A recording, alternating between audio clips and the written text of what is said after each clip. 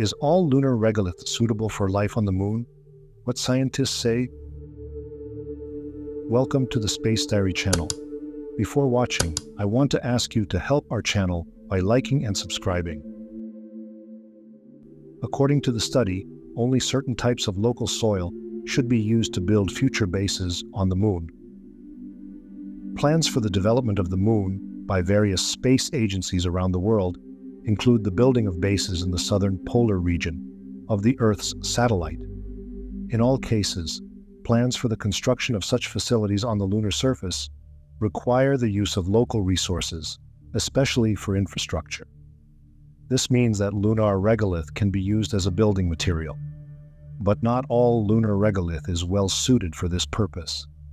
It is important to understand what to build from and on what surface, says American geologist Kevin Cannon, who presented his article in Planetary and Space Science.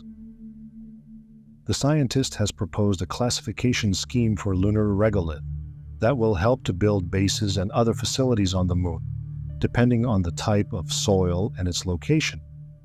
For many years, NASA and other space agencies have been researching how lunar regolith can be used as a raw material for 3D printers that can be used to create buildings on the moon. Through the analysis of lunar soil, scientists have learned a lot about its composition. In particular, it turned out that the composition varies depending on the location of the regolith. According to Cannon, both on Earth and on the moon, it is important to understand what to build and where to build to make construction strong and durable. But the Earth's soil classification scheme is not suitable for working with lunar regolith because of the differences in structure. In addition, there are mechanisms of soil formation that differ on the moon from those on Earth.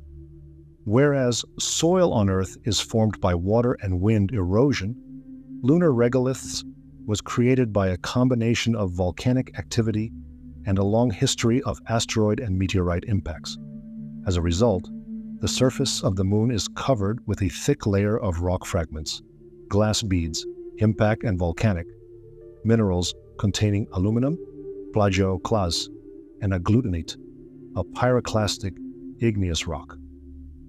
To create his classification scheme, Cannon used data from studies of regolith samples brought back to Earth by the Apollo astronauts. To determine what types of soil are suitable for construction on the moon, the scientists took into account two key characteristics of lunar regolith: iron content and grain size. Lunar regolith consists of elemental oxygen, silicon, iron, calcium, aluminum, magnesium, and other elements. This classification scheme involves measuring the chemical composition of the soil and the average particle size. These two indicators result in 9 different classes of soil. The author of the study suggests that lunar rovers and astronauts on the moon will be able to study lunar regolith locally to determine the most suitable areas for construction purposes. Some types of lunar regolith will melt better, melt at lower temperatures, and have a more uniform grain size distribution, which will provide better raw materials for construction, Cannon says. Was this video interesting for you? Please share your opinion in the comments below. Thank you for watching, and see you tomorrow for more interesting videos.